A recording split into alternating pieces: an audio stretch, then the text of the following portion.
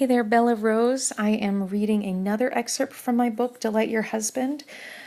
This one is called Oral Sex Sinful.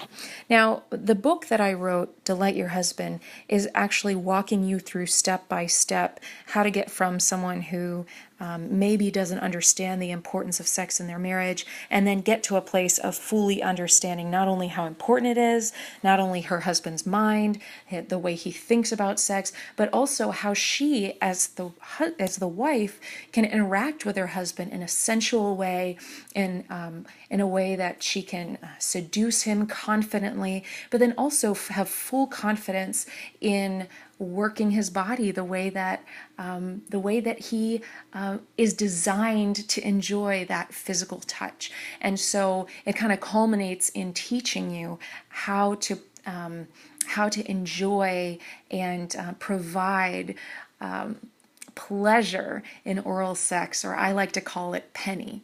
So that is the full breadth of the book. So I'm just going to talk about in this section why people think oral sex is dirty, and the question that remains is it? Is it sinful? Is it what God, is it permitted? So let's jump into this part of the book. As Christians, we are to be in the world and not of it. We must rise above and often ignore the expectations of our society. However, Christianity is really not about rules. It is about a relationship with God.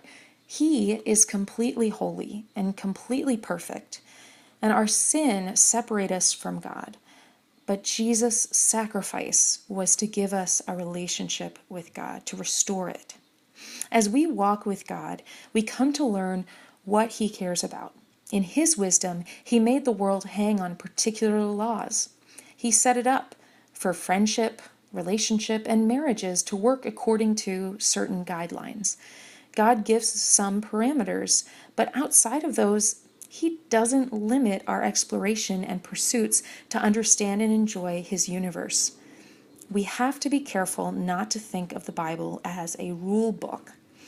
It is a gracious gift by which we can know the Father and understand His ways and His world.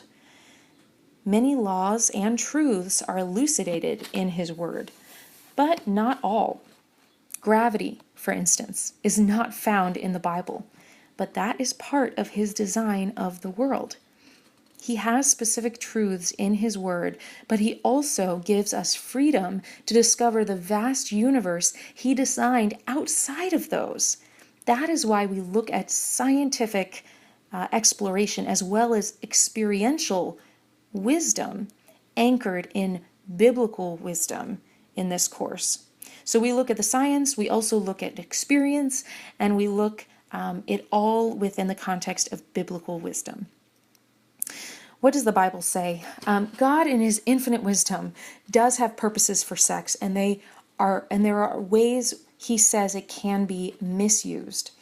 God provides guidelines around sexual relationships. There are specific ways God instructs us to utilize this powerful tool of sex.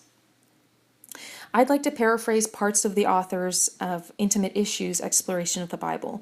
They searched the scriptures and noted each place there were any kind of guidelines around sex. So, again, in my book, I have all the references listed out, but I'm just going to mention specifically what is not allowed in surrounding sex. Number 1, fornication, sex outside of marriage. Number 2, adultery, sex with anyone who is not your spouse, in deed or in heart. Number 3, homosexuality, sex with persons of the same genitalia. Number 4, impurity, lose virginity due to living pagan lifestyle. Number 5, orgies or swinging. Number 6, prostitution, paying for sex. Number 7, lustful passions and sexual fantasies. Unrestrained sexual passion for anyone other than the person's marriage partner. Sexual fantasies outside of your marital union. Number 8, sodomy, aka unnatural sexual intercourse, i.e. sex with someone of the same genitalia, temple prostitutes, or animals. Number 9, incest, sex with family members or relatives. Number 10, pornography. And, some of these are clearly, they relate to,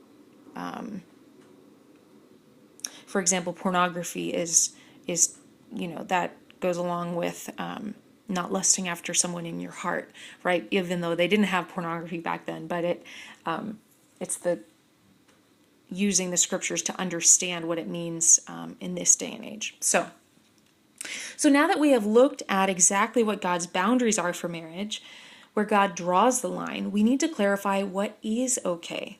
Well, basically everything else within your marriage. But within your marriage, physical intimacy can be enjoyed by you and your husband. In every area of life, within God's parameters, He gives us a lot of freedom. He wants us to enjoy the breadth and the width of His creation. Within the bounds of marriage, we can enjoy the fruits of His creation, i.e., your husband, in every way. Let's use an example. I have never seen ice cream mentioned in the Bible. But God created everything we need to produce ice cream, and I credit God for intending it for my enjoyment. It probably would have been mentioned had there been freezers back then. I imagine Jesus and I would have shared this sweet passion. And I have never questioned whether God approved of my enjoying this pleasure of ice cream. Now, if I overindulge, that would cross God's boundary.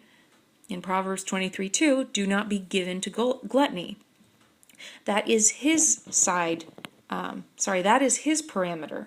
But within that guidance, I could eat ice cream in a cone, with chocolate sauce, with a side of bacon, or any other way my heart desired. He knows what is best, and He gives me parameters accordingly. He knows that if I ate ice cream all day and lived gluttonously in regards to this pleasure, I would be miserable and would not fulfill His purposes for me on this earth.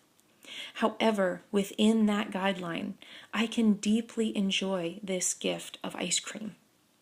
Use the guidelines above to consider what is sin and what is not in your sexual activities. All right, well, go ahead to delightyourmarriage.com and you can check out the book there. You can check out the video course, and there is a lot of previous episodes that we've recorded. So I would encourage you to check those out, check out the topics, and there's just a wealth of information there. All right, God bless you. I am looking forward to our next conversation. The next reading will be next Tuesday. God bless you. Bye-bye.